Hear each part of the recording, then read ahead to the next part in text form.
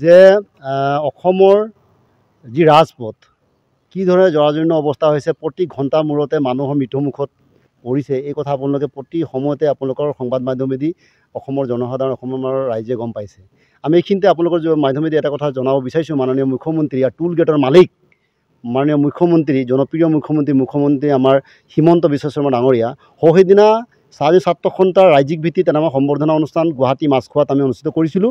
আৰু সমগ্ৰ অসমৰ আমাৰ ছাত্ৰজনী ছাত্ৰ ছাত্ৰীসকলে শ্ৰমিকৰ সন্তানসকলে আমি প্ৰতি বছৰে সেইসকলৰ উৎসাহিত কৰিবৰ কাৰণে প্ৰতিগৰাকী ছাত্ৰ ছাত্ৰীসকলক মেট্ৰিক আৰু হাই ছেকেণ্ডেৰী উত্তীৰ্ণ হোৱা ল'ৰা ছোৱালীখিনিক আমি গুৱাহাটী মাছখোৱাত আমি অভিনন্দন অনুষ্ঠানৰ যোগেদি তেখেতলোকক উৎসাহিত কৰাৰ এটা ব্যৱস্থাপনা আমি তাত ঠিক কৰোঁ। আৰু সেইদিনা 15 তাৰিখে আমাৰ ছাত্ৰ ছাত্ৰীসকলে গুৱাহাটীলৈ গৈছিলে আৰু গুৱাহাটীৰ পৰা ঘূৰি আহোঁতে এটা এনেধৰণৰ দুৰ্ভাগ্যজনক ঘটনা সংঘটিত হ'ল, য'ত মানে আমি দুখ অনুভৱ কৰিছে যে আমি সেই অসম ৰাজ্যৰ সন্তান হয় নে নহয় আমি নিজকে এটা প্ৰশ্ন কৰিবলৈ বাধ্য হৈছোঁ যে এনেকুৱা এটা পৰিস্থিতি হ'ব লগা হ'ল, য'ত আমাৰ আমি জানো যে অসমত যে চাহ জনজাতি ছাত্ৰ ছাত্ৰীসকলেই নহয়, প্ৰেক্ষাপটত আমি আলোচনা কৰিবলৈ সমগ্ৰ সকলো জাতি জনগোষ্ঠীৰ ছাত্ৰ ছাত্ৰীক আমি প্ৰাধান্য দিবই লাগিব, ছাত্ৰ ছাত্ৰীক আমি উচ্চ স্থান দিবই লাগিব, এই কথা আমি সদায় আলোচনা কৰি আহিছোঁ। তেনে সময়ত যিদিনাখন অভিনন্দন অনুষ্ঠানৰ পৰা ঘূৰি আহোঁতে ছাত্ৰ ছাত্ৰীসকলক ৰহা টুল গেটত ৰখাই পেলাই যি ধৰণৰ অপদস্থ কৰি পেলাই হতাহতি কৰি পেলাই শেষ মুহূৰ্তত মানে প্ৰাণে মৰাৰ যি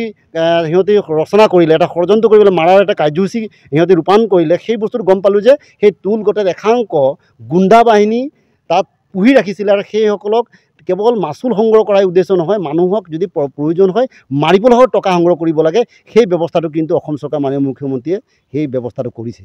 আমি কিন্তু ধিক্কাৰ জনাইছোঁ, আমি লজ্জিত অনুভৱ কৰিছোঁ যে চৰকাৰখনে মাচুল সংগ্ৰহ কৰাৰ নামত কিমান তল পৰিব পাৰে এই কথা কিন্তু উপলব্ধি কৰিছোঁ।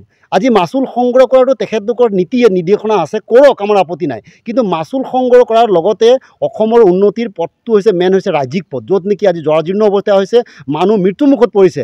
আজি তাৰিখলৈকে কিন্তু ৰাষ্ট্ৰীয় ঘাইপথটো সম্পূৰ্ণ হৈ নুঠিল। তেখেতলোকে গাদীত অহাৰ আগতে কৈছিল যে আমি যিটো ৰাষ্ট্ৰীয় ঘাইপথ, সেই ৰাষ্ট্ৰীয় ঘাইপথ আমাৰ সুদূৰ অসমৰ আৰম্ভণি, আমাৰ যদি ধৰোঁ সেই গুৱাহাটীৰ আৰম্ভণি হোৱাৰ পৰা শদিয়ালৈকে ৰাজপথ আমি কিন্তু সম্পূৰ্ণভাৱে কৰিম। আজিলৈকে কিন্তু নহ'ল, আমাৰ 4 লেনযুক্ত আজি ঘাইপথ সম্পূৰ্ণ নহ'ল।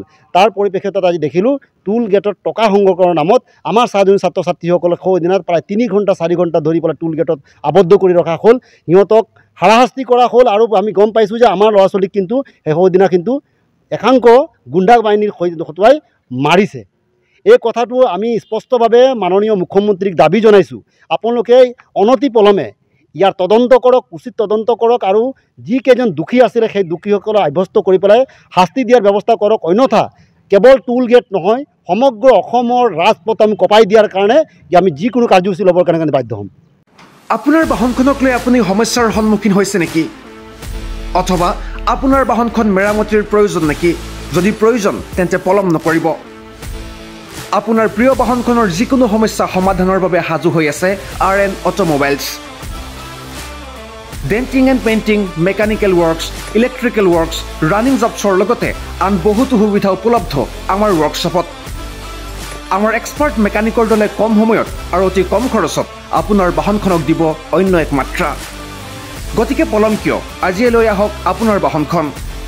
আমাৰ ঠিকনা RN অটোমোবাইলছ, VIP ৰোড, তিনিচুকীয়া। অধিক তথ্যৰ বাবে যোগাযোগ কৰক 9954526711।